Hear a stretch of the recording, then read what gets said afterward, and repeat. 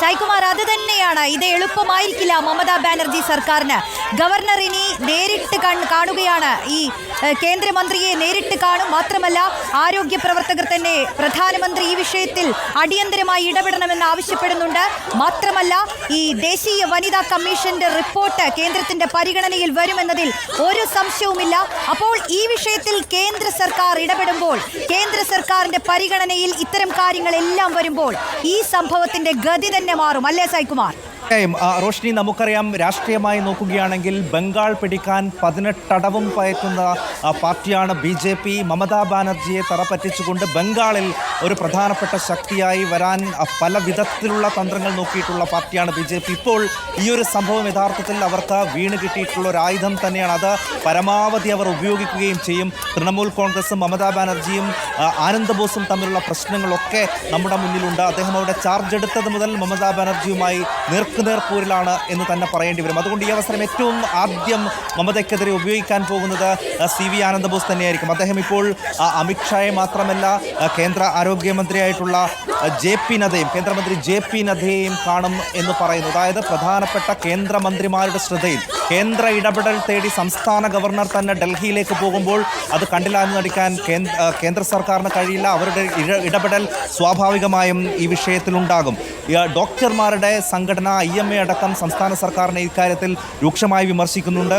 ഇത് പ്രധാനമന്ത്രിയുടെ ഇടപെടൽ ആവശ്യപ്പെട്ട് പത്മ അവാർഡ് ജേതാക്കളായ ഡോക്ടർമാർ ഇന്ന് പ്രധാനമന്ത്രിക്ക് തന്നെ നേരിട്ട് കത്തെഴുതുന്ന ഒരു കാര്യവും സംഭവിച്ചു. അവർ പ്രധാനമന്ത്രി തന്നെ ഈ വിഷയത്തിൽ അടിയന്തരമായി ഇടപെടണം എന്നാവശ്യപ്പെട്ടാണ് കത്തെഴുതിയിരിക്കുന്നത്. ആരോഗ്യ പ്രവർത്തകരുടെ സുരക്ഷയിൽ പ്രധാനമന്ത്രി തന്നെ ഇടപെടണം.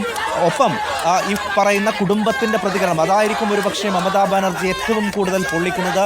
മമതാ ബാനർജിയിലുള്ള വിശ്വാസം തങ്ങൾക്ക് നഷ്ടപ്പെട്ടു. സ്ത്രീകൾക്ക് വേണ്ടി നിരവധി പദ്ധതികൾ നടപ്പാക്കുന്നു എന്ന് പറയുന്ന മമതാ ബാനർജി ആ പദ്ധതികളൊക്കെ ഒന്ന് സൂക്ഷിച്ചു വേണം അതിൽ അംഗങ്ങളാകുവാൻ എന്ന് കൂടിയ പിതാവ് പറയുമ്പോൾ, മമതാ ബാനർജിയിലുള്ള വിശ്വാസം തങ്ങൾക്ക് നഷ്ടപ്പെട്ടു എന്ന് പറയുമ്പോൾ സ്വാഭാവികമായും അതൊക്കെ മമതാ ബാനർജിയെ തിരിഞ്ഞുകുത്തും. അത് മറികടക്കുക എന്നുള്ളത് അവർക്ക് എളുപ്പമല്ല. സമയബന്ധിതമായ അന്വേഷണം പൂർത്തിയാക്കണം എന്ന് പറഞ്ഞ് IMA വരുന്നു. അങ്ങനെ പലയിടങ്ങളിൽ പല കോണുകളിൽ നിന്ന് ഇത് മമതാ ബാനർജിക്കെതിരെയും തൃണമൂൽ സർക്കാരിനെതിരെയുമുള്ള വലിയ അമ്പുകളായി വരികയാണ്. അതിൽ ഈ പെൺകുട്ടിയുടെ കുടുംബമുണ്ട്.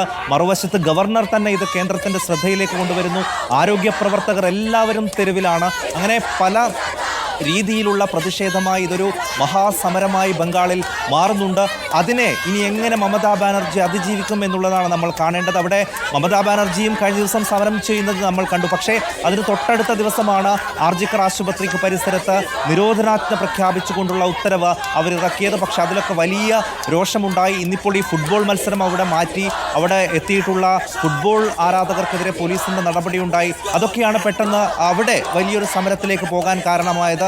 ആദ്യം പോലീസിൻ്റെ ആ ഒരു നടപടിയെ മാത്രമായിരുന്നു വിമർശിച്ചതെങ്കിൽ പിന്നീട് നമ്മൾ കണ്ടത് ഈ ബലാത്സംഗ കൊലയിലെ വലിയ പ്രതിഷേധമായി അത് വളരെ പെട്ടെന്ന് മാറുന്നതായിരുന്നു.